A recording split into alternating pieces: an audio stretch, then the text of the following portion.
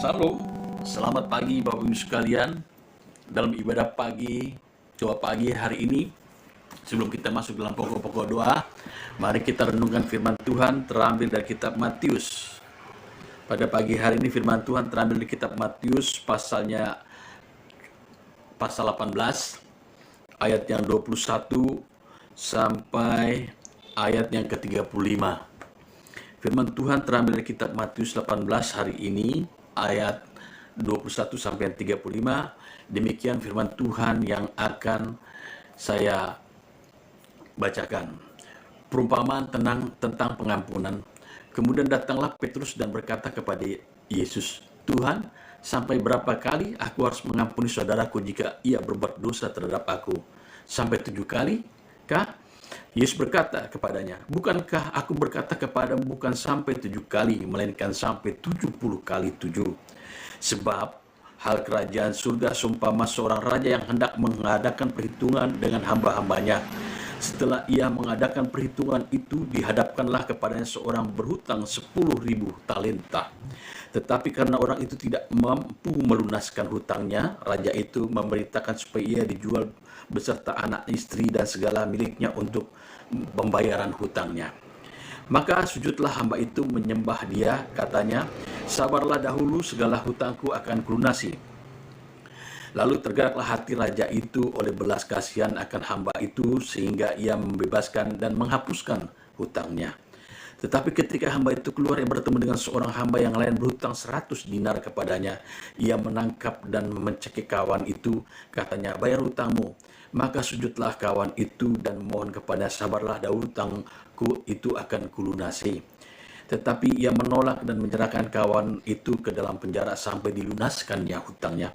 Melihat hal itu, kawan-kawan yang lain sangat sedih, lalu menyampaikan kepada apa yang terjadi kepada tuan mereka. Lalu raja itu menyuruh memanggil orang itu dan berkata kepadanya, 'Hai hamba yang jahat, seluruh hutangmu telah kuhapuskan karena engkau memohonkannya kepadaku. Bukankah engkau pun harus mengasihi kawanmu seperti aku telah mengasihi engkau?' Maka marahlah tuannya itu dan menyerahkan kepada algojo sampai ia melunasi seluruh hutangnya. Maka Bapakku yang di surga akan berbuat demikian juga terhadap kamu, apabila kamu masing-masing tidak mengampuni saudaramu dengan segenap hatimu." Amin. Berbahagialah orang yang merenungkan firman Tuhan serta melakukannya. Di pagi hari ini firman Tuhan terambil kitab Matius 18 ayat 21 sampai 35 menyatakan dan jelas bagaimana perihal pengampunan. Karena pokok pengampunan ini mempunyai dampak dan akibat yang sangat luar biasa kalau kita tidak betul-betul mengampuni. Sebab Tuhan terlebih dahulu mengampuni. Karena apa dikatakan di situ? Tuhan akan menghukum. Jika kita mau diampuni oleh Tuhan, maka kita tidak mengampuni saudara kita, maka Tuhan akan berlakukan hukuman itu.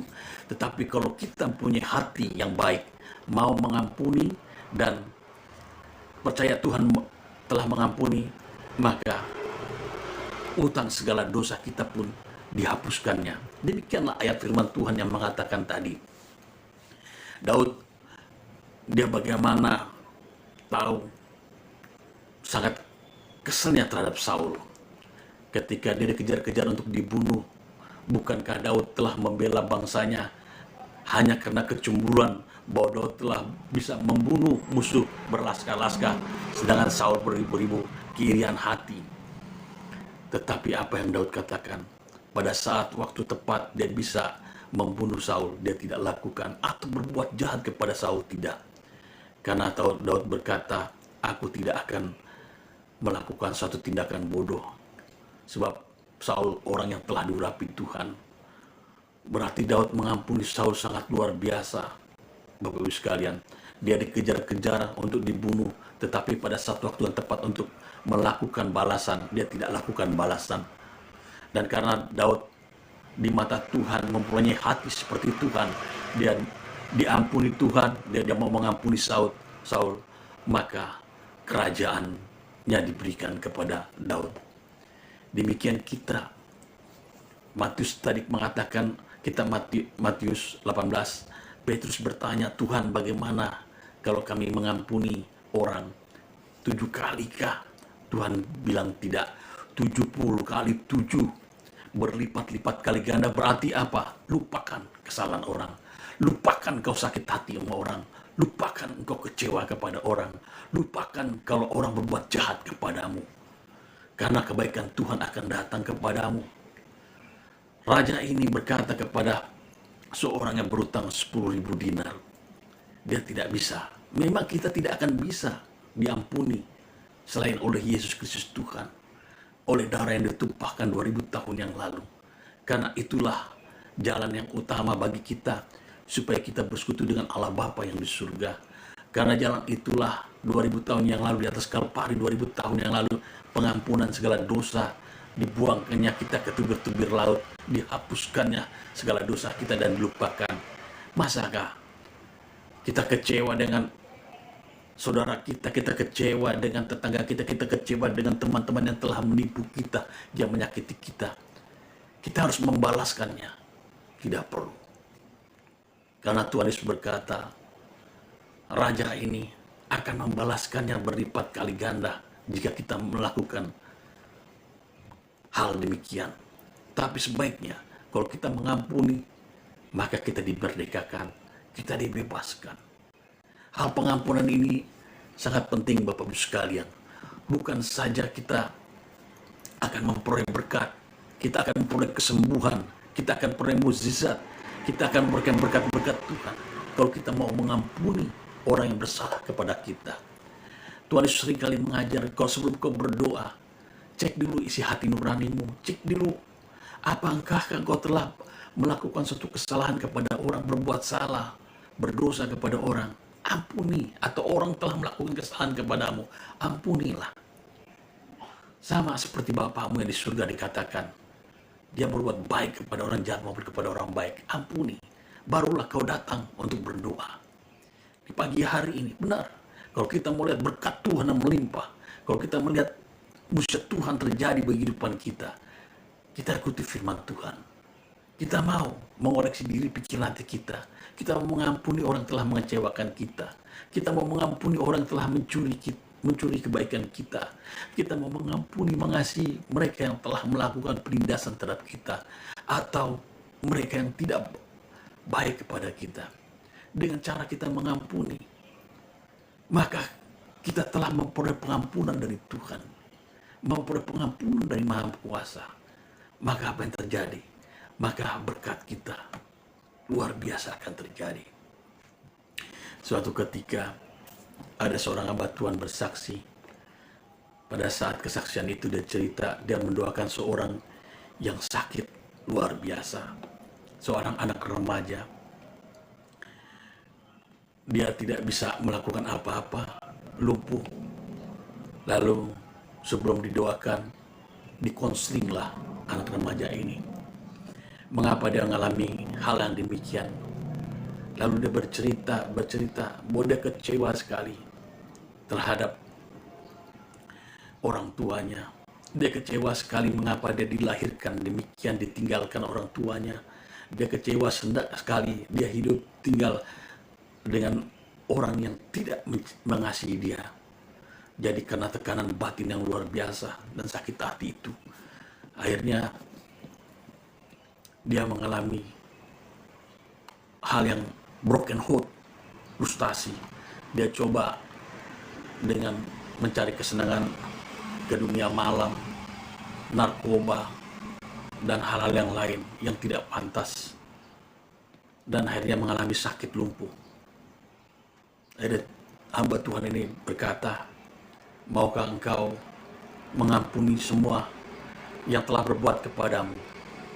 Dengan hancur hati dan nangis ketika firman Tuhan diberitakan kepada dia bahwa pengampunan itu perlu, bahwa pengampunan itu adalah perintah Tuhan, bahwa pengampunan itu adalah belas kasihan, bahwa pengampunan itu adalah suatu harapan kita. Karena Tuhan telah mengampuni, maka kita memiliki pengharapan juga untuk mengampuni orang lain kepada kita. Lalu ketika terjadi KKT bangunan rohani itu, mereka berdua, dan apa yang terjadi? Dia disembuhkan dari lumpuhnya.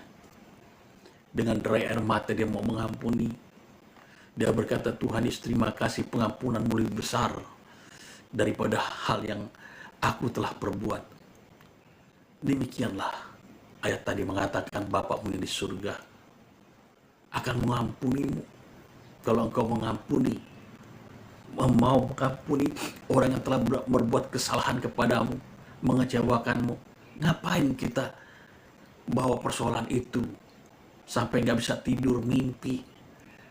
Sebelum Alkitab mengatakan sebelum matahari terbenam kita harus mengampuni, tapi masih aja dibawa. Akhirnya menjadi suatu dendam, akar pahit. Akar pahit inilah yang menjadi suatu rumah yang kotor di tubuh kita, yang bisa dimasuki segala penyakit, segala kotoran. Akhirnya buruklah keadaan kita. Tetapi kalau kita mengampuni, Petrus berkata, Tuhan, berapa kalikah kami harus mengampuni?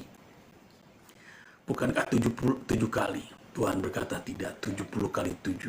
Dan Tuhan berkata, seumpama seorang raja yang mengampuni seorang yang berhutang 10.000 dinar. Sedangkan dia harus mengorbankan semua keluarganya, harus diserahkan dan dijual untuk melunasnya.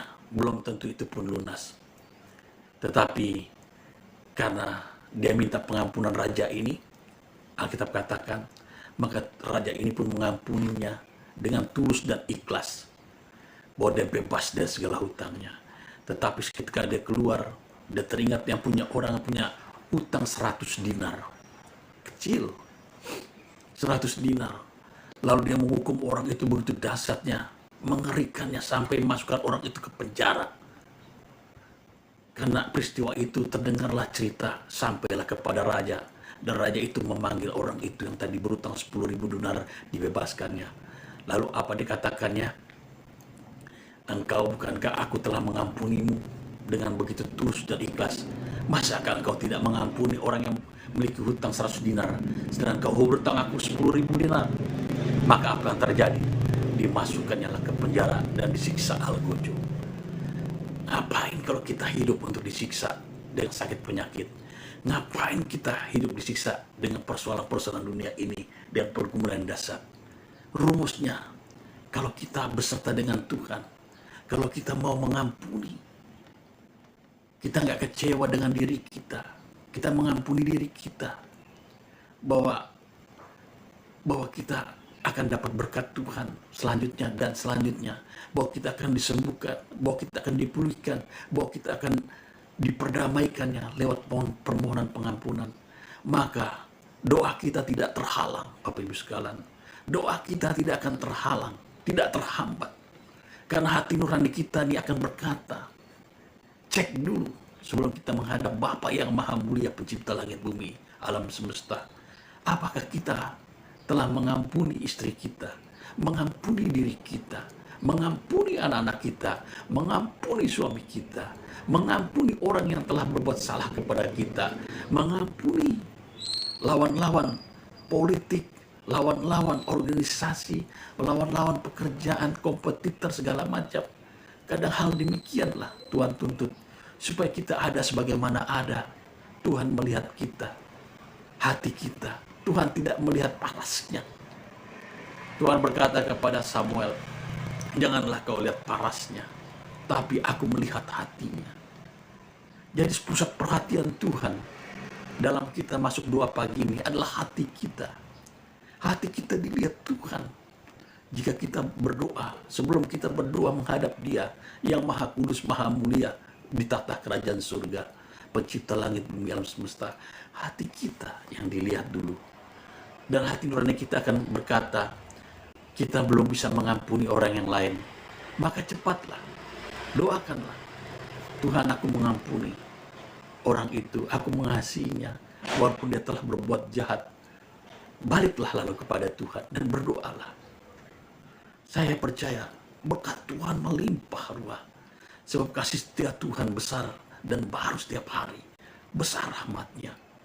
Kalau kita datang dengan hati yang murni, yang mau mengasihi sesama kita, dan kita percaya karena Tuhan telah mengampuni kita 2000 tahun yang lalu dengan harga yang mahal, bukan dengan barang yang fana ditebusnya kita.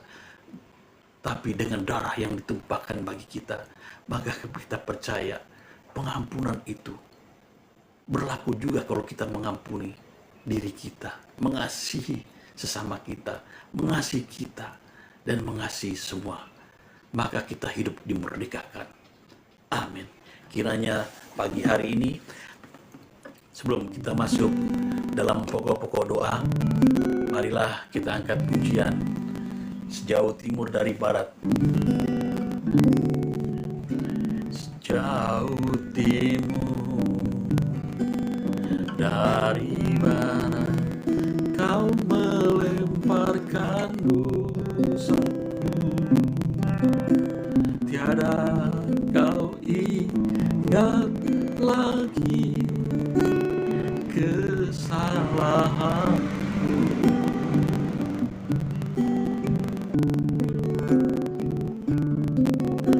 Jauh ke dalam tubir laut, kau melemparkan dosaku. Tiada kau perhitungkan pelanggaranku.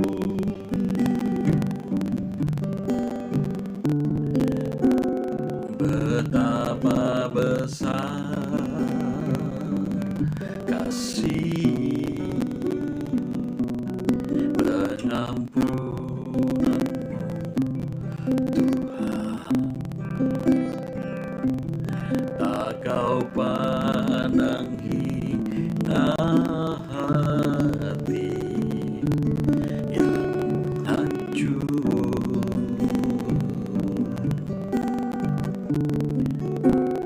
Ku berterima kasih kepadamu ya Tuhan.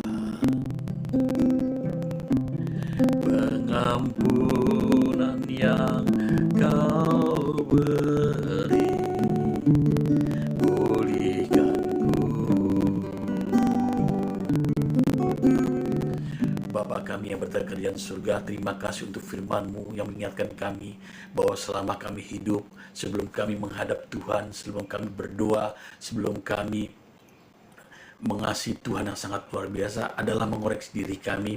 Adakah kami tidak mengampuni orang, maka atau orang yang bersalah kami atau melakukan suatu tidak pantas bagi kami.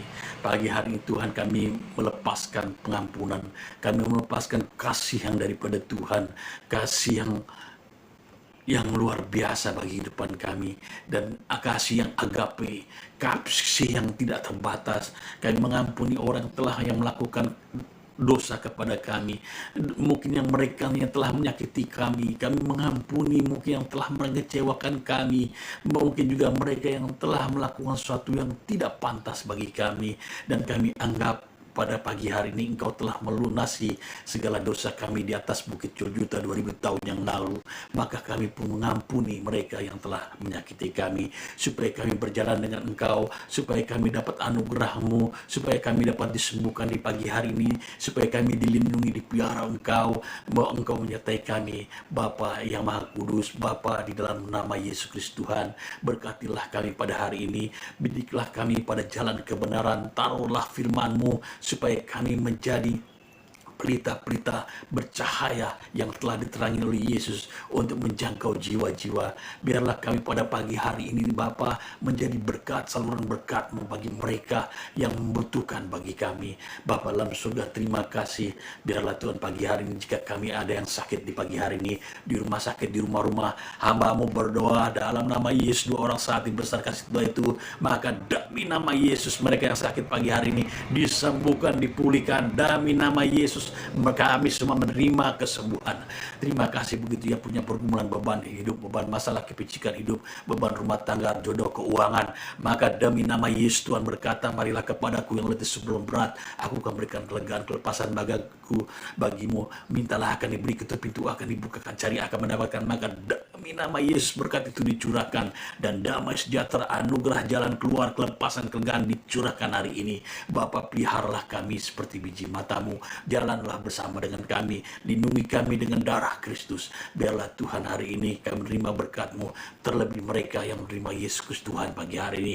Dan biarlah pengurapan hikmat dari surga menyertai perlindungan. Dan jika mereka menerima Yesus Tuhan sebagai juru selamat, dan mohon diampuni, firman berkata, merahkah seperti kebiji akan putih seperti salju dosanya, kotorkah seperti kain kusumbakan putih sebulu domba. Maka demi nama Yesus Kristus diberkatilah orang-orang yang mengandalkan Tuhan, yang dipelihara Tuhan pagi hari ini. Bapa, bawalah kami kepada jalan kebenaran, pada rumput yang hijau, mata yang tenang, dan gadamu tongkatmu menjagai kami. Tuhanlah di pihak kami, siapakah lawan kami?